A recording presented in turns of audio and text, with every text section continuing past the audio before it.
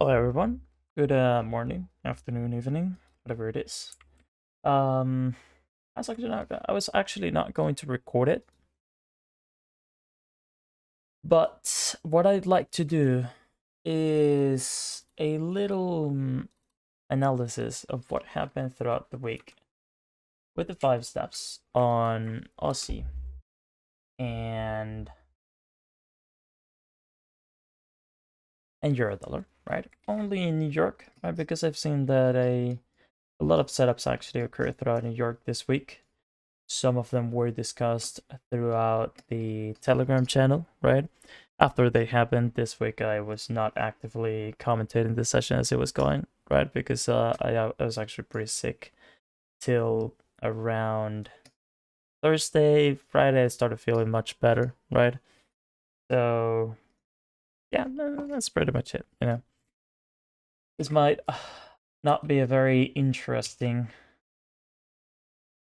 introduction. Well, those that want to learn just come here for the stuff, you know. That's what we'll try to do here. So let me just do this pretty quickly.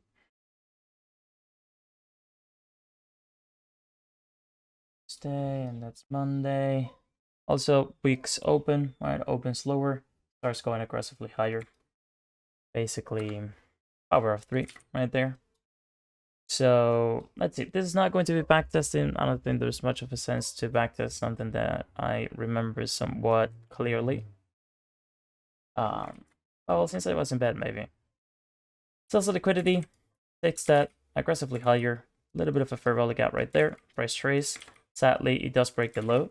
Thing is, do we get an entry or not? Let's check that out. I don't remember trading in this bit of price action. No, because the fair value gap was something like this, right?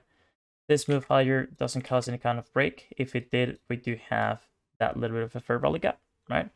The closest swing high is this one, then that's broken. And look at that, actually, it does sweep the low, and then it simply creates that entry that we usually look for. It could be something that we could trade just to sweep liquidity and the 1 minute continuation if we're trusting the trend. It's just not something that I personally like doing, so nothing for me to say regarding that that type of execution or anything like that. But that's all that happened on Eurodollar on Monday. Not much really. A little bit of a sweep higher, sweep lower, and that's all that it really did. Oh, it's gonna take quite a bit. Let's go to the 1 hour.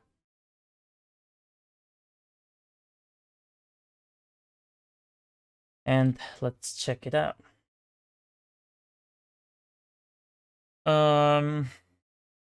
Liquidity, nothing.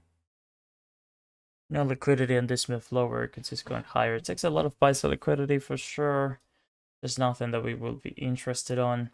Maybe this could have been a fair value gap for us to look for entries after that was broken, but that happens after the kill zone, and I wouldn't really be interested in that. And we also had news apparently around 11, which is also not very appealing to be trading through. Basically, not much. The thing about the 5 steps is that it does have a simplicity that can be both seen as good as and bad, because we can, even when backtesting or when hindsight testing or just basically looking at price action, basically, we can start to see that it's pretty clear what we're looking for, and that's pretty much what we have to look for. In this case, we have this is pretty much the blueprint, right? If you've seen the 3-hour video on my YouTube channel, we have the tiny bit of a run liquidity, right? The market shift, or that bit of a market shift would have been already now for me. Gives us 2 fair value gaps, right? Well, actually 3, that one, and this one. So we get 3 fair value gaps. Thing is that we're always going to be looking at 3. The lower one, well, the closest to price is usually the less likely to hold, if we have many of them, of course, simply because it's too close to price, right? In some cases, it could be considered as liquidity, right? Because as an example, if this would have mitigated that and then go lower and then higher, as it basically did, but actually mitigating the fair value gap, this could have been just liquidity being built up, right, to take and continue going lower, right? actually right here we have the raw liquidity, the break of structure, right? Retracement and the fair value gap there and there. And well, actually down here, right? Which also an example that the lower one just ended up either not causing a reaction at all or a bit of an insignificant couple of reactions, but we'll check it out just in case. So we have two fair value gaps, well, actually a couple of fair value gaps to look for entries. And to the left, throughout London, I actually got a tiny sweep to break up this high and this POI, which actually both could have been used as a target, right, for these two cells. And well, actually this cell here, if I do believe we had an entry at this one, or well, yeah, no, just a target, you know, because if we're selling a list down to this one, we could believe the price could reach into it. And as we understand that it could cause a reaction, basically because it's a fair value gap, first of all, and maybe because it's also the 5 steps that we have there. So it's confluence is to believe that price could go higher from that. We basically could have used it as a target and maybe even to look for interest, you know, but I prefer this, right? How this one happened. The raw liquidity, the market shift, the fair value gap, price race into that, we get the market shift, the fair value gap, and that's pretty much it. You know, we shouldn't really go for much more than that. I don't remember taking this one, and look at what we have. So price mitigates that fair value gap. This is, I do remember talking about manipulation a couple of times. Pretty clear when price gets close to a level, it reacts. It usually creates liquidity. It's pretty much all that it's doing. And when it barely nicks a high, tends to be nicks a high or a low, tends to be exactly the same, just a little bit of manipulation. You know, if some trades were triggered out, then they see that bit of a reaction and they say, okay, so we've been break a bit of a structure here. I think this is a pretty good entry to sell in with the stop is just above. And then that's taken. So it's just a little bit extra liquidity. So in here, we get a market shift without the fair value gap, not the first to do. And then we get this bit of a market shift, beautiful swing low, which means that we can look into this one, right? Let's actually do it with this one right there, or the higher one with this one. Of course, this one would have given us a much greater restore war ratio, but we're always supposed to go for the lower one, right? So execution should happen here, stop is right above. I always add 4 ticks for the spreads, and just in case price goes up by a tick above the high, you know, because it could happen and stuff. So that's why I tend to add that little bit of a 4 tick gap per se. And that would have been pretty much the entry, which again, targeting this gives us 2.8. Targeting the low gives us 2.32. And my execution was actually a bit higher because I do remember saying that below this low we were getting close to 3R. But again, everything, I should have clarified this at the beginning, everything that I will be talking about here is just showcasing what the 5 steps did. I'm not saying that I took neither of these. I'm not saying that I executed it right at the tick and I exited here or kept the trade open for the drop of the entire session. I'm not saying anything like that. I'm just saying that the 5 steps basically allowed us to potentially take this 2.8, this 2R trade at the bare minimum. You know, who knows? And it, well, again, it does end up holding quite a bit. Now, moving on to the next one. Well, actually, let's talk about the buy in the case there's actually one. So I get the mitigation, it breaks a high, and there's nothing. Unless we wanted to risk it on this one, just being flexible about the execution because we have everything but the fair value gap. That's just not ideal. And in this case, if we would have held that trade open and hoping for price to react, respect the low and consider going higher, we would have taken a loss that I would consider unnecessary and also not valid, really, because it's just going a bit overboard with the flexibility overall. Look at this one. So this ranges, right? Doesn't break any kind of a low, so there's nothing that we can actually be trying to do in this bit of price action, right? Have high, low, and basically ranges in between this high and low, and then it takes that as that bit of a range as liquidity. Also, after this point, right to the right, we can't be trading anything. And here, as an example, we do have this bit of a break right there, and this is one of those times on which we not either want to. we're going to feel bad, or not necessarily bad, but just why are we going for such tight stop loss when we could easily just say, let's just go all the way up to the 5-minute high, which is always going to be the safest, because if the setup is going to work out, then having the 5-minute stop loss gives you a theoretical 100% win rate. Again, if the setup is going to work out, right? Just saying that because as an example, let's suppose this one does end in a loss, and then the setup does work out. Thing is that our entry just wasn't respected. Do we get the 2R, the bare minimum? We definitely do. It's just something that I personally would have not done, and something that, of course, bothers a little bit really, to see how it barely nicks our high and then continues going lower. And we could say, let's go for the second one, because we do get the market shift and everything, but look at that, price doesn't return back to the fair value gap, which doesn't give us much of a chance. What thing could have we done? We could have been flexible about the execution and say, okay, so we now have the market shift and the fair value gap has been created at this point, right? So we just market execute, stop loss above this high, and basically we go for that 2R, which we also get. Something that I do from time to time, because at that point we already have everything but the execution, right? Thing is that when the stop loss is too high, in this case, in my opinion, it's too high because we're expecting price to go below this low already, and also below this low as well, basically, right? Which is a POI that could cause a continuation, but if this low is broken, theoretically shouldn't really hold. It's still quite something that is just a bit of a risky trade. So I just prefer high entry be higher, maybe on the market shift line. I've talked about this a couple of times.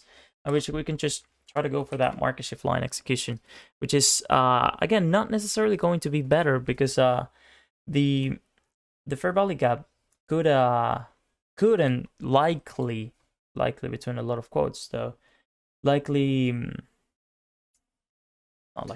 could end up holding, right? Overall could end up holding. And I forgot what I was saying. I just got distracted for a second. Okay, let's just move on. I don't know what I was saying, so let's just move on. Sessions like this, I just say probably nothing happened.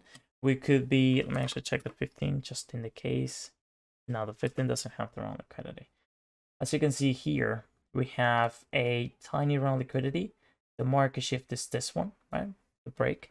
And theoretically, this fair value gap here starts being created inside of that market shift, so we could be looking for entries, right? Personally, I think I would have expected or liked to see price trading a bit lower than that, right? In this case, we don't get that, but it is what it is. And let's see if we actually get an entry. We do, and actually this is one interesting case. The low holds, right? This is not it doesn't break below these lows, right?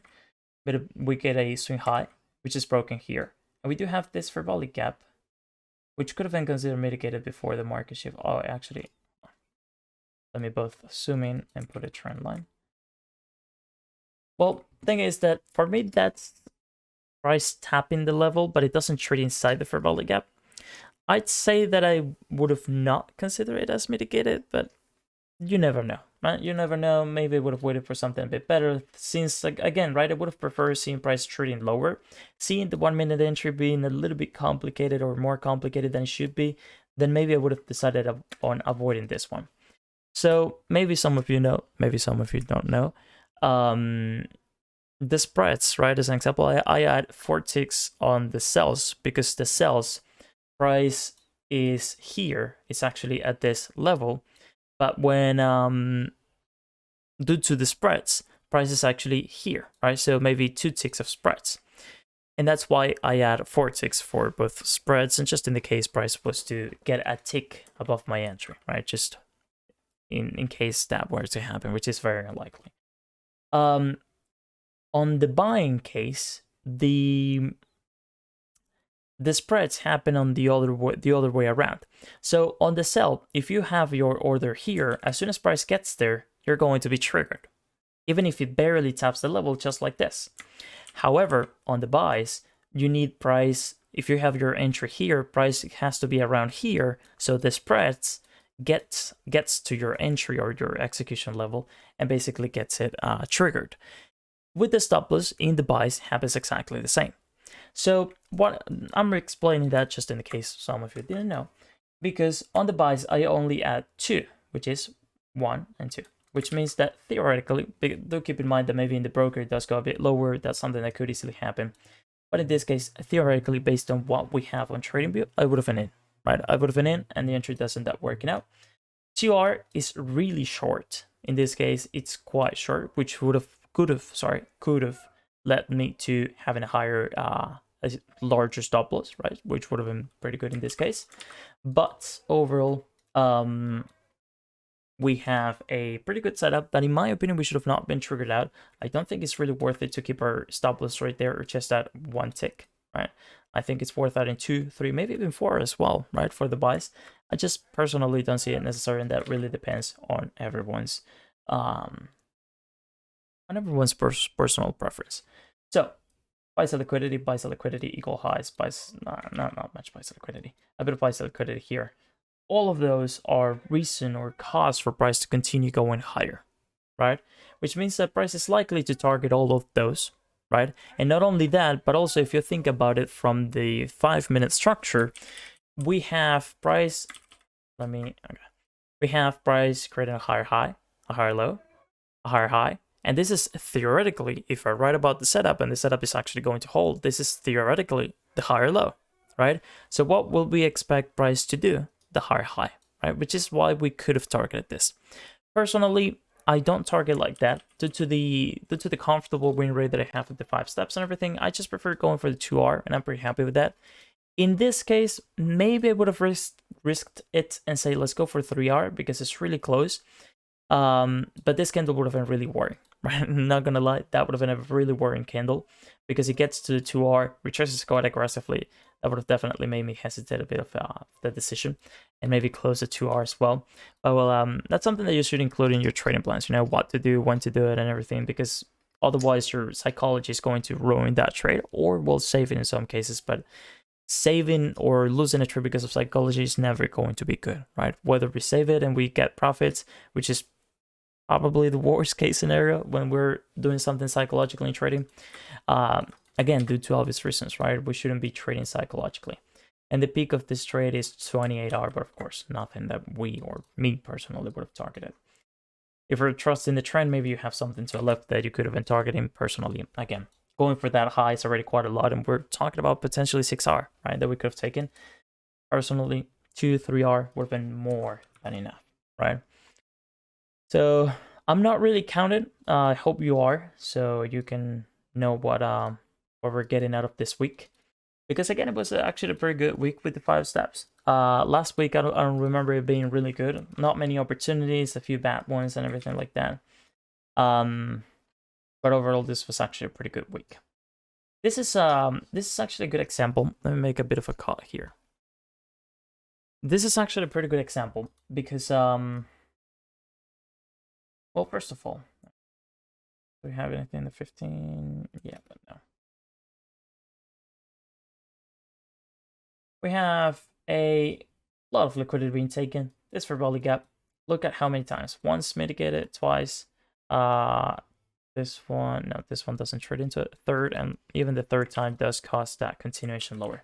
Thing is that personally, I don't use it like that. For me, fair value gaps are, I tend to say this, but it's so wrong to say it. It's a fair value gap for me. It's like it has something for price to get to later cause a move, and when that move has happened, that fair value gap has little to no use. So whenever this barely wicked it and causes a move lower, for me this fair value gap has already done its purpose, right? So I wouldn't really reuse it. In this case, it was reused 3 times, and between huge quotes, profitable theoretically, right? Depending on how it would have been traded and everything. So the thing is that for me is just not something that I would have used in any way around. Could have we tried to say we have an order block here, maybe a 15-minute order block, something like that, and something that we could have targeted just in the case this bit of a bearish trend was going to continue? Then yes, right, definitely a good target. Could have we been considering something like this? The Fibonacci, what prices have we got into? And in this case, we had traded up to 50%. So could have we expected a bullish move? Definitely could have. Definitely could have expected a bit of a bullish move. But well, again, I don't tend to trade bias with bias too much. But lately I've been implementing it a little bit more just to potentially higher up the win rate, even though it's already pretty comfortable, right? Also, somewhat equal highs, really relatively equal highs, I think is what ICT calls them. The thing is, I was explaining all of that because I don't see anything to sell throughout New York, right? Tiny bit of a wrong liquidity, and that fair value gap is mitigated here. And actually, we didn't really get the market shift till here, but that was already mitigated, so nothing for us to be doing. And here's the thing, this is a pretty good example of what I was actually going to say. This is a pretty good example of how the 5 steps can happen without the blueprint really being present. And in some cases, it's going to work. In some cases, it won't. Personally, I just prefer to say, I'm not going to risk it on this one. You know, it's riskier than supposed, to say the very least, right? And as it doesn't have the blueprint, it's just better to stay out of it. Could it work out? In this case, maybe it did. Maybe we get a loss, but we'll talk about it. We get the run on liquidity. This bit of a reaction doesn't have a market shift. We get a bit of a move lower. So there was a fair value gap there, but again, there's no market shift, so no use to us. Then it goes aggressively higher, and what happens here? We get a break of structure and also break of structure to the left, which is obviously a bit of a better confluence, or what I would call a better market shift, right? The thing is that we get the market shift, and what happens here? Fair value gap, right? Thing is also that this happened with 8:30 news, right? I do remember looking at this bit of price action, but I was really not interested in participating on it. I had actually opened the match trader and everything to say, okay, if something clear shows up, let's try to take advantage of it. But then I said, we had price action with news. That's the only fair value gap that we can use right now. Might as well just skip it, right? And that's basically the fair value gap. Keep in mind that the bullish blueprint is this. We get the wrong liquidity, the market shift, the fair value gap, right? And we look for lower time frame entries, right? And the bearish blueprint is pretty much the same. Round bias liquidity, market shift, fair value gap, right? And we look for lower time frame entries in that. Or well, this, right? This case will be basically being pro trend, right? Going in the direction of the trend, or the current trend, or the current structure of the market. And the other one against it. Also, do keep in mind, I do remember ICT saying that if there are news, we can trade up to, I think it was 11:30 based on indexes, right? I do know that he trades indexes.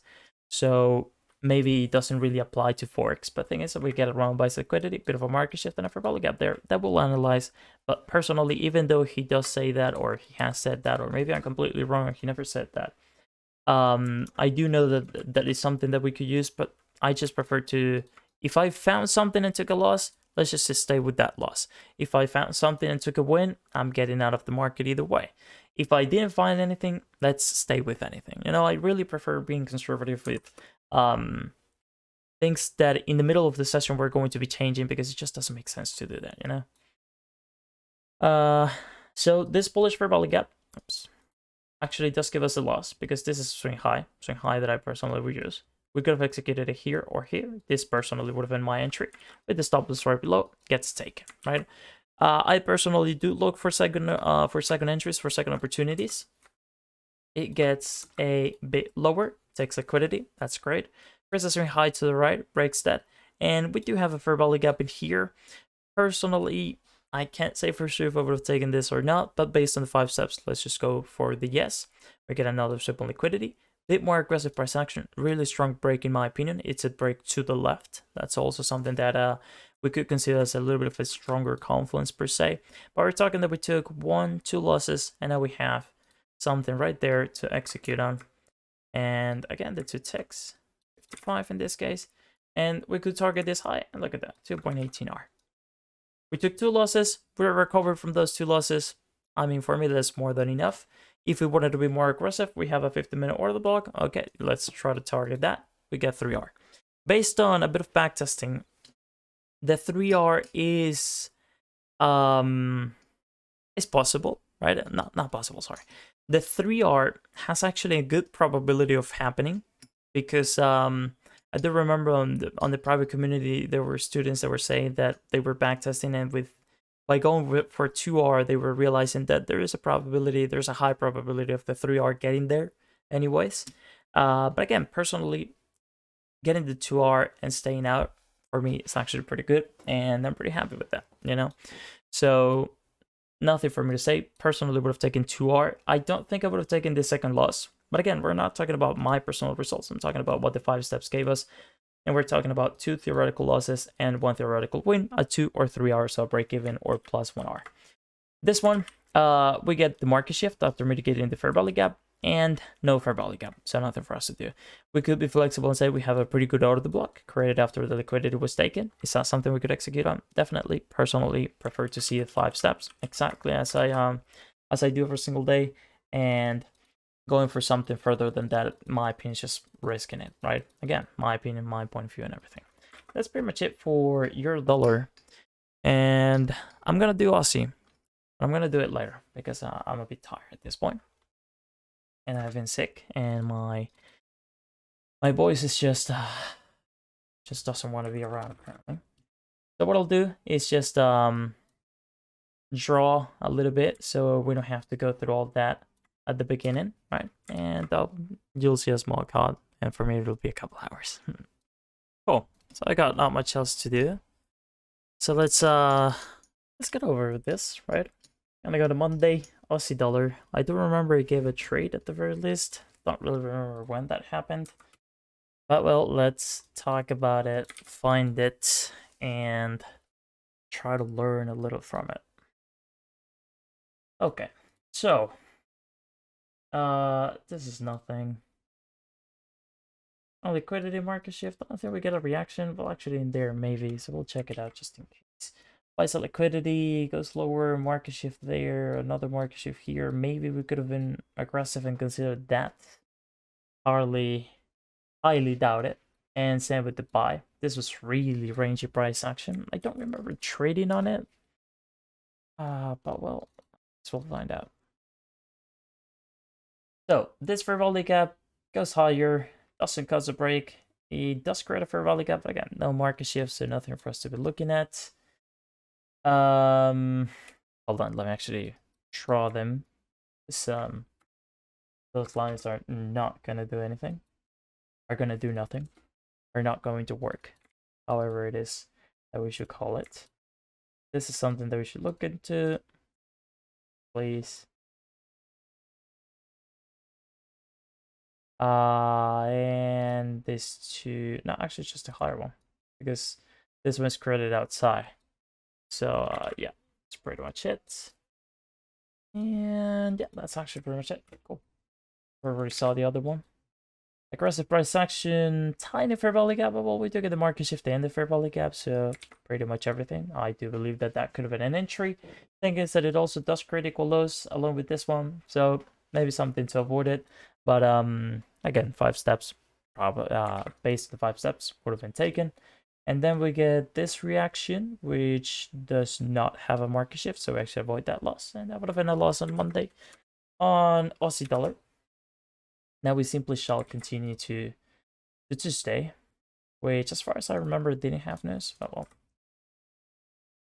I was basically non-existent throughout the beginning of the week, so I can confidently say what happened.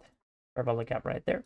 Let's see if that causes anything on liquidity, and actually from back here, liquidity aggressive move lower traces, and now it's traded back into this.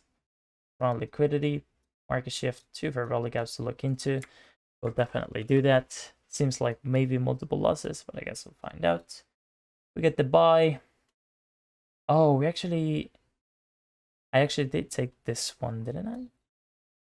The market shift is just with wicks, right? We do have the lower candle, the higher candle. It's pretty much the market shift theoretically. Again, really aggressive type of market shift. Maybe would have been avoided in other occasions, right? Really depends on the context and how we personally trade, because maybe we want to see an actual strong swing high being broken or a market shift to the left, which could have been considered this one, but if we're going to be strict, probably would have been considered all the way up there. And we get the 2R rather quickly. I think I executed it higher. Yeah, what I actually did was, how did I execute this one? Because I think I executed it on this one. I just saw price respecting that fair value gap, goes higher, causes another break, simply returns, and I think in one of these reactions or just this retracement is basically what I executed, because I do remember that the 2R was quick, but not as quick as that, you know. Yeah, that could be, it's somewhere around there, because I do remember that price barely took me out for that take profit at the 2R, and then it retraced to later do continue going higher and everything, but well, nothing I would have actually held to. If we're trusting the trend, it's a higher high, it's a higher low, theoretically, right? And we get the 5 steps in that higher low, so we get the entry that we could be hoping to get that higher high, which would have given us 5.72R. Assuming that we're actually keeping our stop loss to all the way down here, right? And not getting out at break even on this and this mitigations, right? That's a huge assumption. I think it's assumption. Cool. We take a loss on this one, right? Tiny bit of a market shift for volley gap. Trigger then taken out basically in the same candle. We get the market shift to the left. Fair value gap happens inside of the thing, right? So we get the market shift right on this low, and this fair value gap is inside that. So we take the loss there with the stop loss all the way up here. Goes aggressively higher, continues going lower. We do get a bit of profits. Take some liquidity, continues going higher. That's all that happens. And if we didn't take this one, then maybe we would have considered that one just to be a bit flexible. But that definitely would have been a bit complicated to take. I do believe that those losses would have been, those sells would have been 2 losses. But theoretically, if we're not going to consider bias, then we should be in the buy as well. And we either would have gotten out already at 2R, right? Or would be holding to that continuation, simply, right? That's pretty much it. Let's move on to that Wednesday.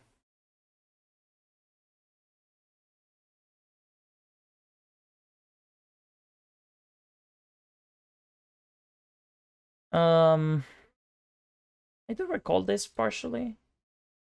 Some liquidity, tiny market shift. I prefer this one. We do get a fair value gap right there, and that's the only fair value gap. A lot of liquidity. This is something that I'm going to be teaching in the prior community, but there's definitely different liquidities, to call it somehow. It's something really dumb, and probably something that most people know already. It's something that I do understand. It's just much better in some cases to be looking for a specific type of liquidity. We also have liquidity in the lower time frames, right? Triple top, right? Takes that market shift right here. Oh, no, for value gap. Oh, that's a shame. There's this tiniest fair value gap right there, actually. But we would have not gone for that. Or, well, I personally would have not gone for that. And also, it doesn't actually happen, so not much for us to do. 2 minute probably has one due to the aggression, but well, price doesn't really trade back into it, so nothing that we can do. But as you can see, this is one of those cases in which going for using step 3 as a step 5 already could have been a good option, right, due to the aggression. But again, that's just trying to play dumb and playing with the probabilities. So, you know, the funny thing about this buy is that if I was actually participated on it or wanted to participate on it, we get the market shift right there. And we get this for Voliga, which is the closest, but definitely not what I would have gone for.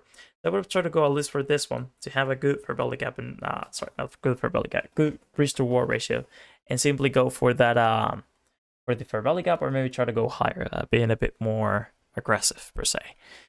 And as price actually does trade to the closest one right there, it is mitigated and it is costing the continuation, then I'm simply not keeping this entry, which basically makes me avoid a loss. Could it be considered a loss with the 5 steps? In my opinion, it shouldn't, right? But if you want to do so, you're free to do so, basically. Let's we're on Wednesday, let's go to Thursday. That's actually a pretty nice week. I did notice throughout the week, but it's really not the same being sick and everything, you know. It just doesn't work. Sounds like liquidity here, market shift right there, fair value gap right there. Nothing else. That's literally all. Unless we wanted to do something with this back. Look at that blueprints. Liquidity, market shift, fair value gap. I do love to see those. What could we target it? Maybe Asian low, right? Maybe Asian low, or just this low, or just this low. Right? It does depend. Also, would have depended on the how tiny per se would have been the stop loss and everything. You know. Oh, I do remember this, and we actually don't get really an entry. We could have tried to take something, which we'll talk about now, of course. But so here's the thing. This is news, right? Yeah. So with the news, we didn't really get much of a chance to actually be able to buy here, and it got pretty choppy. And I thought about taking something in here, or thought about trading, or not trading. Thought about that it might be an okay opportunity, because maybe price what we'll do is go aggressively, retrace quickly, and simply continue going like that, right? But in this case, well, at least that didn't happen. And price simply returns back lower, takes that as liquidity, creates a high, breaks that high with a fair value gap, right? So we have step 1, step 2, step 2, step 3, right? 4 will be this market shift and this fair value gap, and then we get 5 right there, right? So a bit complicated due to this happening first. But well, it ends up acting as liquidity, which is definitely fine to see. And at the same time, we get that, but on the other hand, we also get this bit of a more complicated entry, because we're breaking structure to the right. Ideally, this would have broken the low, even a better sweep, liquidity, market shift for value gap, maybe even that mitigates that, yeah, just a bit more. So we get that bit of an entry. Stop loss down here, 28. And if we're going for that higher high, we get 2.7. If we wanted to be much more aggressive, we could have gone for this higher high, which we're talking about 7 hour, but that probably would have been a break even or and some partials for sure. But yeah, again, this high, it gives you already more than 2 hour. So I don't think we should have been going for more than that. Oh, actually, well, stop loss maybe should have been down here. Theoretically, this is the swing low in which the fair value gap is created, so it shouldn't really be broken if the setup is going to work out. But you could be lucky, because that I do consider that being just luck. That price trades below this low to take the liquidity, it respects the low and simply consists going higher, right? So it's definitely worth having the stop loss all the way then there instead of below that one, right? So instead of 2.8, I would have gotten 2.19, which is, again, it's 2R, which is pretty much what I'm looking for. And as you can see, it does get to 3R, without really much of a struggle, to say the least, right? So yeah, that's pretty much it. Let's continue to see what else happened. Oh, I don't have. Oh, I do. Okay. Oh, it's the 50-minute chart. My bad. So we're in the 1 hour, and I was like, that's gonna take quite a bit. Remember that we had news. Days with news, I tend to be more careful with what I take and everything that happens. But well, on sales liquidity, market shift for value gap right there. We'll see what happens in there. Tiny round liquidity, well, equal hot. We do create kind of triple top there. I don't think this should have been somewhere to. Oh, we actually break it through the news, so it doesn't really matter either. Maybe even this could have been considered. We have the round liquidity, the market shift, and this for value gap, but the only fair value gap that's actually mitigated is this one, because it doesn't get to a lower one, and this one was already mitigated, and it's actually outside of the market shift line. So personally, nothing that we could have done about it. Let's see. I do remember looking at this. Yeah, it was just pretty choppy. And when we finally do get the fair value gap, right, the fair value gap and a break of structure in this case, because the market shift definitely happens here or here, whatever you want to call it, we get a break of a high. Well, the higher high in this case, because it breaks that high, and the fair value gap that actually happens with the market shift happens right here, right? And it does cause a pretty lovely move, I say. But again, that's just shooting for the stars, in my opinion, because price could have easily just used all of this as liquidity. You know, go lower, get a bit better into premium discount, give us a much better opportunity, and that's pretty much it, right? I prefer to avoid opportunities like this, because sure, it does make sense, and if we want to build a narrative, then we definitely have the opportunity to do so. But for me, this entry should have had this stop loss, which is definitely not something that I'm going to try to participate. And funny enough, it does get to a 2R, but well, of course, I personally would have not gone for something like that.